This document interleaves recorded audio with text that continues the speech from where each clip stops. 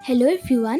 আজি যিহেতু আমাৰ ডিপাৰ্টমেণ্ট ফ্ৰেছাৰ্ছ আছিল, সেয়েহে ৰাতিপুৱাই ধুনীয়াকৈ ৰেডি হৈ ল'লোঁ আৰু এয়া মোৰ লগৰজনীও আহি পালে মোক নিবলৈ। তাৰপিছত আমি দুয়োটাই ওলালোঁ কলেজলৈ বুলি আৰু এয়া আমি কলেজ আহি পাই গ'লোঁ। দেখিছেনে সকলোৱে ইমান ধুনীয়াকৈ সাজি কাচি আহিছে আৰু অকণমান পিছতে এয়া প্ৰিন্সিপাল ছাৰে বন্তি প্ৰজ্বলন কৰিলে আৰু তাৰপিছতে আমাক তেওঁ ধুনীয়াকৈ কিছুমান কথা ক'লে আৰু আমাৰ বিভাগৰ মেম ছাৰহঁতেও আমাক ধুনীয়াকৈ ভাষণ শুনালে আৰু তাৰপিছতে কালচাৰেল প্ৰগ্ৰেমবিলাক ষ্টাৰ্ট হৈ গ'ল।